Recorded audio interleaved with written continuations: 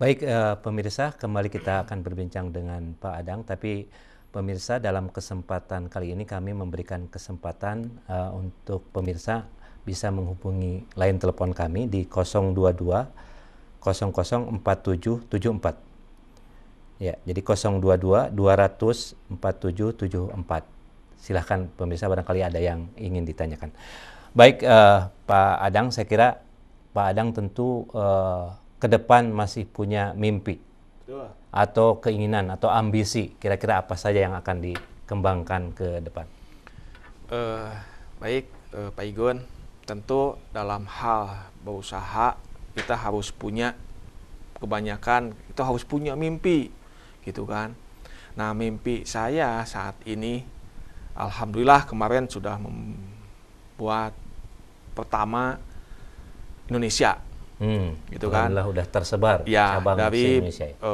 se-Indonesia. Dari Sabang sampai Merauke ya? Ya, mungkin alhamdulillah itu. Nah, sekarang kan namanya kita ada keinginan lagi. Jadi saya pingin buka ya di Asia. Oh, se-Asia. Ya, karena punya pemikiran begini, Pak Igun. Saya buka di istilahnya di Medan, gitu kan.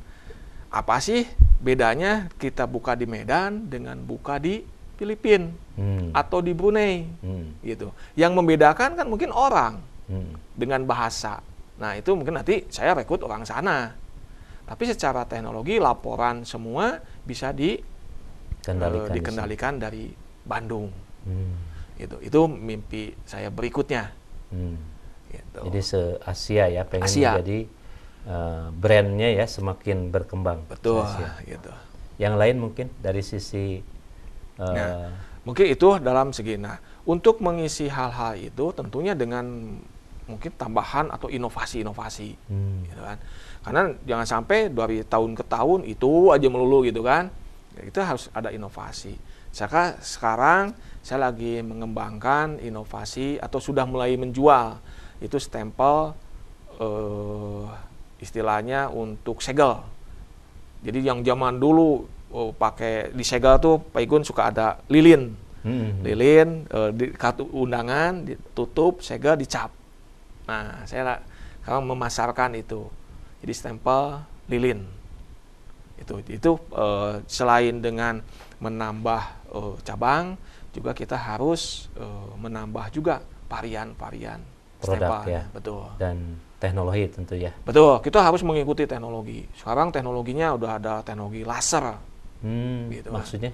Dengan kalau sebelumnya bikin stempel istilahnya pakai bahan cair, gitu kan? Dikasih lampu, itu ya terlalu teknis lah gitu ya. Nah, tapi dengan teknologi laser ini kita bisa alatnya bisa ditempatkan langsung di konter karena tidak besar. Dan alatnya juga simple, tentu ini juga jadi nilai jual, nambah kecepatan, kerapihan. Dari sisi bahan baku? Bahan baku nggak ada masalah, gitu kan. Tinta juga banyak, gitu kan. Karena juga kita istilah merencanakan, kita juga punya target sekarang, gitu kan. Untuk tahun depan, untuk bulan depan, berapa bahan baku yang kita harus siapkan, berapa target yang kita akan jual, gitu.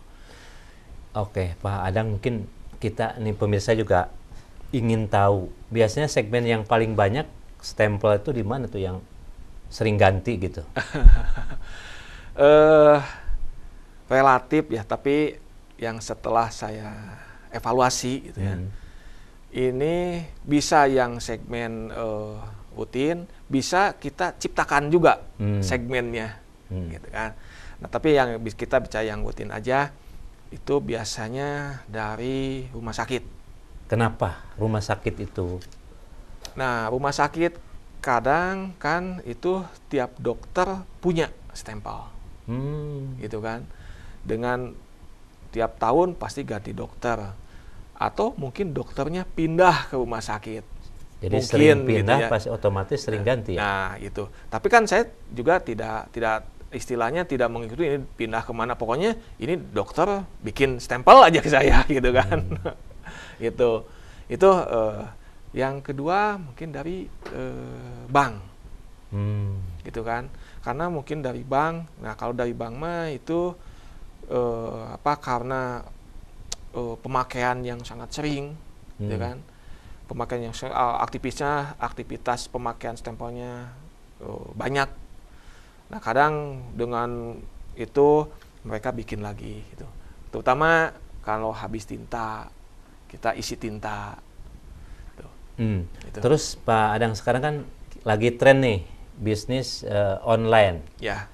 Sejauh mana pengaruh online terhadap perkembangan, terutama baik dari sisi proses maupun dari sisi pemasaran? Ya. Kalau yang saya rasakan justru tidak ada pengaruh bagi saya bisnis stempel. Tapi kalau mungkin bisnis online itu pengaruhnya terhadap bahan. Nah, jadi pembelian bahan yang dibeli itu bukan sama konsumen, tapi sesama tukang stempel. Oh, persaingan sesama. Ya, tapi kenapa saya tetap ada bisnis online-nya? Karena mungkinnya kecuali sudah pernah bikin, nah baru itu kerasa. Tapi yang pertama biasanya orang pingin tahu dulu, gitu kan? Jadi segimana sih warnanya, gitu kan? Nah karena ada tadi ya Pak Igun, selain ada kecepatan, ada kualitas, tentu ada kendala juga kalau bisnis stempel. Artinya di situ masalah warna. Kalau warna beda dengan cetakan. Masalah warna kita standar. Jadi tidak bisa biru muda, biru tua gitu. Itu jadi bisnis online tetap bagi saya sekarang ini tidak pengaruh. Jadi sekarang untuk membangun engagement atau ketertarikan sama sekali tidak menggunakan sarana medsos misalkan atau bahkan udah web. Kalau itu tetap diperlukan. Tapi hanya sebatas untuk window sosialisasi, ya, untuk mengawali iklan, mereka tahu kan. Betul. Gitu ya sebagainya. Akhirnya mereka kan telepon, gitu kan. Jadi mereka artinya telepon, ada pengaruh juga minimal untuk menggiring ya. Ya, untuk menggiring. Tapi pembikinan mereka tetap datang. Jadi mereka tertarik, lihat-lihat di web kita awalnya. Betul. Kemudian mereka tertarik, akhirnya didorong untuk selling ya. Betul. Membeli kan gitu. Betul.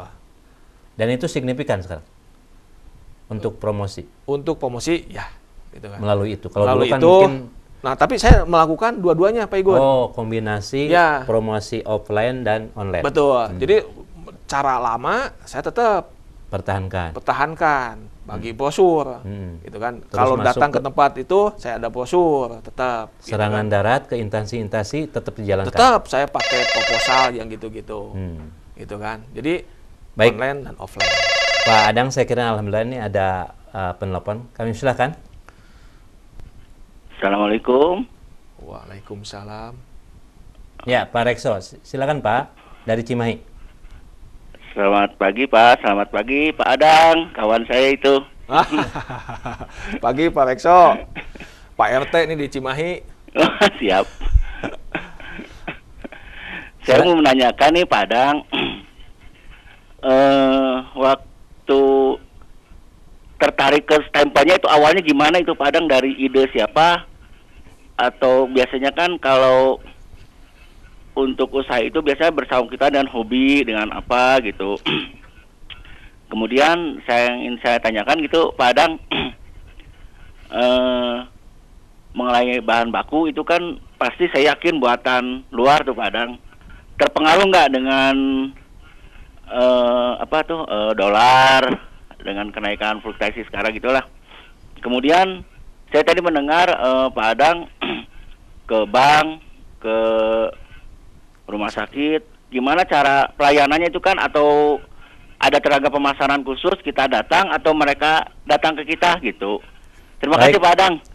Oke, baik Pak Rekso, hatur nuhun. Pak Adang ada 3 pertanyaan. Pertama, idenya dari mana? Yang kedua, gimana caranya pengaruh dolar, mungkin kenaikan dolar terhadap bahan. Yang ketiga, apa yang kaitan market di rumah sakit.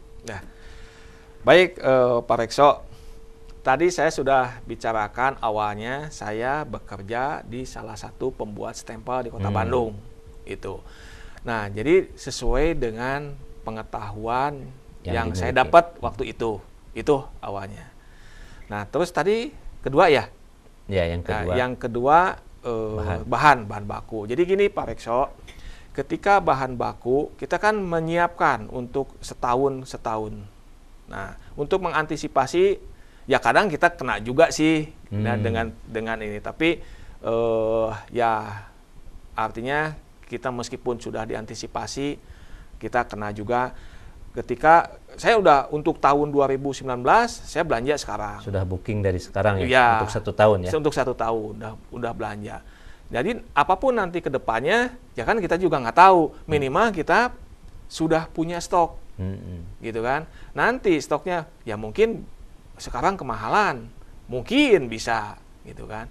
Tapi ketika kita punya stok, kita ngerasa istilahnya kita bisa jualan lah Pak Igun. Jadi planning perencanaannya sudah per tahun ya. Betul. Kemudian gitu kan. yang ketiga? Yang ketiga tentu untuk mengantisipasi pasar ya ke rumah sakit. Pak Rekso, kita harus datang ya. Kita harus datang menawarkan, dan kebanyakan atau mungkin tipnya jangan ke bagian umum, tapi langsung ke bagian pemakai. Artinya ke departemen atau instansinya di salah satu rumah sakit itu.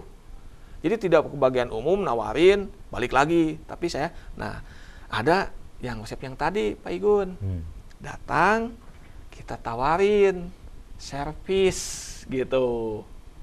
Itu Pak Rekso. Jadi kita datang, tetap harus datang ya ke bagian-bagiannya.